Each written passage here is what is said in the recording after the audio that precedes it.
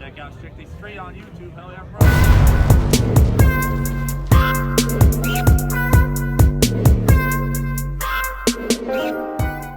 What's up, guys? Strictly Straight here. Today I got a new video for y'all. So today, basically, we got the Highram on the car. I apologize that I didn't video the install. The reason why I didn't do that is because a 2-hour install kind of turned into like a 3-night install. So I didn't want to make a video, and one, it would have been a super long video. Nobody probably would have watched it all the way through, so it would have been pointless anyways. But also, you know, we were still kind of trying to figure certain things out as we went. So I didn't want to kind of guide anybody in the wrong direction or anything like that. But anyways, let's kind of get into what all we had to do in order to make this work. Alright, so here's the car. Basically, the install itself is not that hard.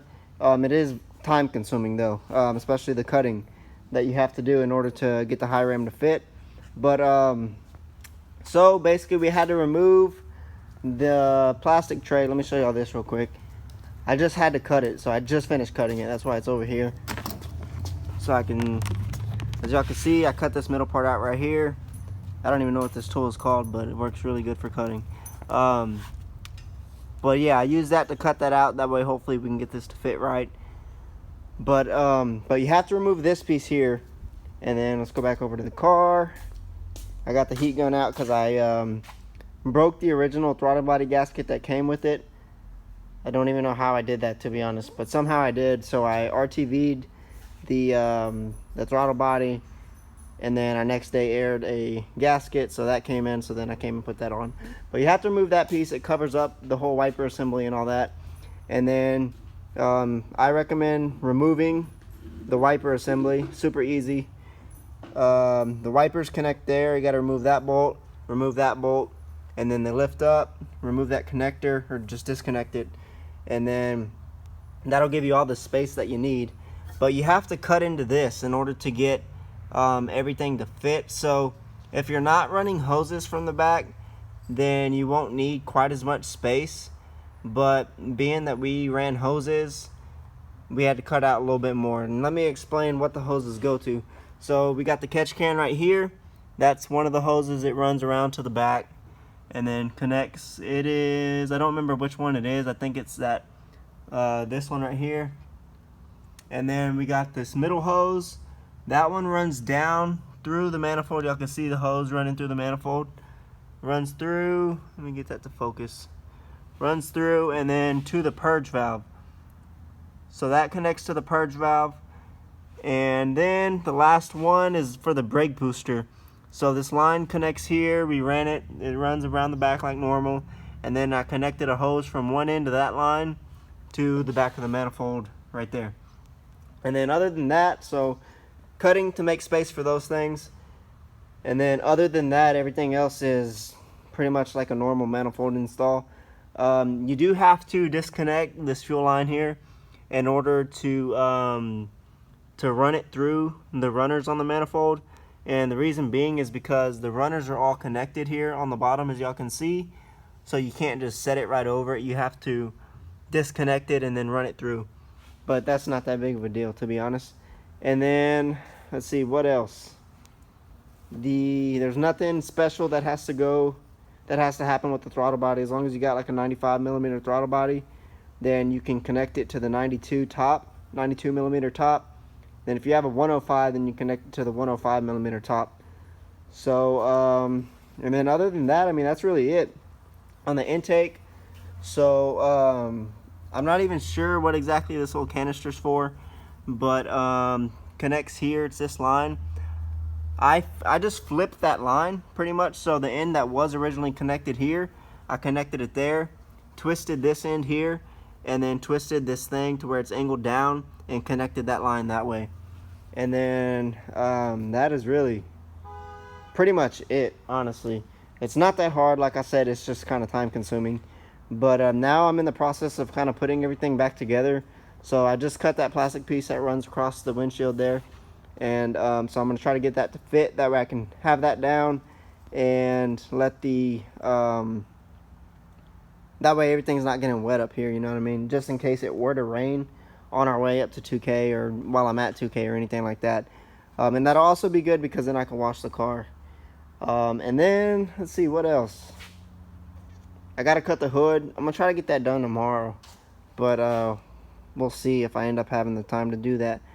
But man, guys, I love this Highram, to be honest. Yes, it was kind of a pain to install and get everything, you know, on properly and all that. But, or like, I mean, mainly just the cutting, honestly. Nothing else is really that bad. The cutting is just kind of annoying because it took a lot more cutting than what I was expecting. And yeah, resale value of the car is probably not going to be too high now because I had to cut into all that. But that's alright. We don't plan on getting rid of the car anyways. But yeah, I'm going to try to get the hood cut tomorrow. But I did do a couple pulls. Probably shouldn't have, but I did anyways. And the car feels pretty strong. It does kind of break up at high RPMs, and I think that's just because the car is running out of fuel. But it feels noticeably faster. And maybe that's just because I haven't driven the car in a while, so it feels real fast. That, you know, that could be the case, but to me it feels like the car is pulling pretty hard, harder than the ported MSD. So I'm excited. I've also planned on getting the car retuned this week, and then, you know, we can kind of compare numbers. The car did make 440 on Casey's dyno last time it was on the dyno, so I'm expecting more than that. And then also Casey's going to install the underdrive pulley. So that's still the stock balancer down there. He's going to install the ATI, I think it's ATI, underdrive pulley. It's 10% underdrive or something like that. And they're going to install that for me while I take it to them. So we're going to get that done this week. I'm not sure exactly what day we're going to get that done. But like I said, I'm just in the process of kind of putting everything back together as far as putting that tray on. And really that's about it. Just getting that tray on and making sure it fits right. Because the hood we can't put on now anyways. We got to wait till we get that cut. But that's sitting back there on top of that old car. But anyways, guys, that's the rundown. I'm just going to finish buttoning everything back up.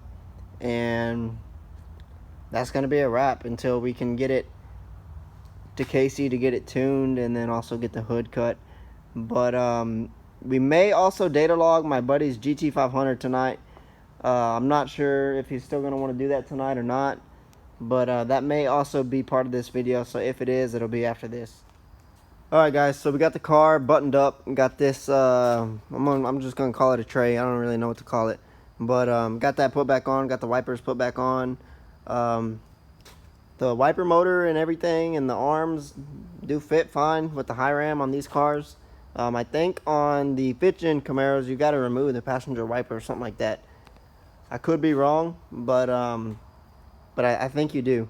But anyways, all we're waiting on now is the hood, and then she'll be completely buttoned up. I may see about getting that cut tomorrow if that guy's at work that I need to cut it. If he's there, then probably try to go ahead and get that done. And I think that's pretty much everything. And then I'm going to get with Casey also, find out when he can tune it and get it finished up. Probably going to be, if we can get everything done this week, which we should, then probably going to be running an NA, I think it's a G8, a Pontiac G8, I think. Could be wrong. But I think he said he's like 600, so he's probably going to get us. But I mean, it is what it is, but we're going to see. Alright, so we're data logging right now. So the first data log that the tuner wanted was idle for 2 minutes and then slow rev up to 5,000. So we already got that done. It took them a while to get back to us, so that's why it's dark out now. But we're doing the same thing again, and then we're going to start another data log right after that and go do a pull from 2,000 to 5,500. And then he's going to send the final revision. What you think, fool? I think we're about to be fast. Y'all heard him. We're about to be fast.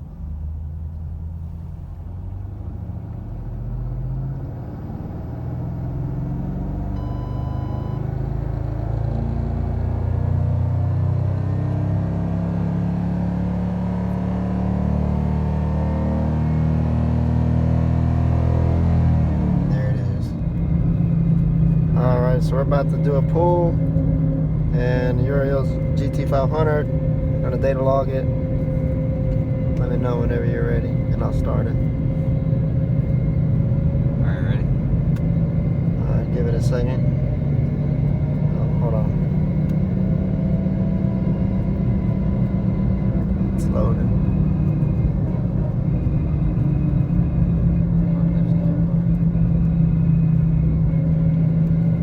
Alright, it started.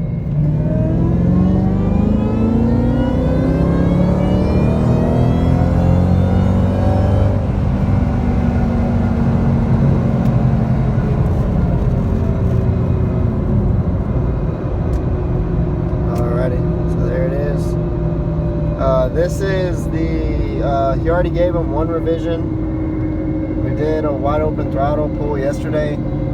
I thought I recorded it, but I guess I didn't. So my bad on that, but this is the full revision, all pretty much the final one. He revved out to 6,000 on this one, and the tuner's gonna look it over, and if there's any adjustments that needs to be made as far as any minor adjustments, and he'll make those adjustments and send him that final revision. But I think this is probably gonna be pretty close to where it needs to be. So did you, What you think, dog? what did I think? I think we're gonna beat McLaren's now. He said we're gonna be McLaren's. That's a big statement. So real quick, what's the rundown as far as what mods you got? Mods. What I know, because I bought this car already modded, is twin 65, 123 JLT.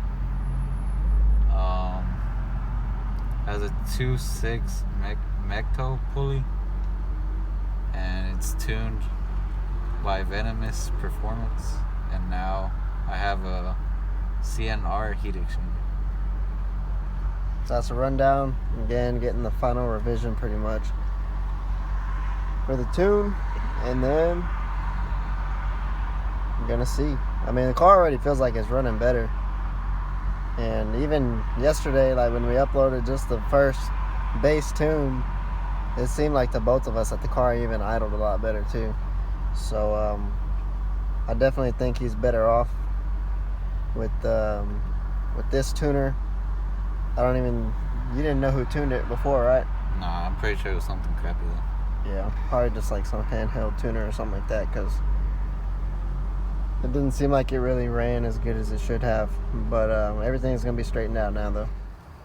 But anyways, guys, that's gonna wrap it up. I hope y'all enjoyed this video. I hope y'all like the Highram on the car.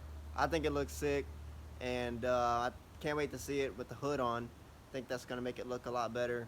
But anyways, hope y'all enjoyed this video. If y'all did, give it a thumbs up. If you're new to the channel, don't forget to hit that subscribe button, and I'll catch you on the next one. Y'all take it easy. And don't forget to check out the Good Guys Detailing, guys. Any of your detailing needs, they'll get you taken care of. Boats, RVs, cars, they do it all. Go check them out. They're local to the Austin area, and they do fantastic work.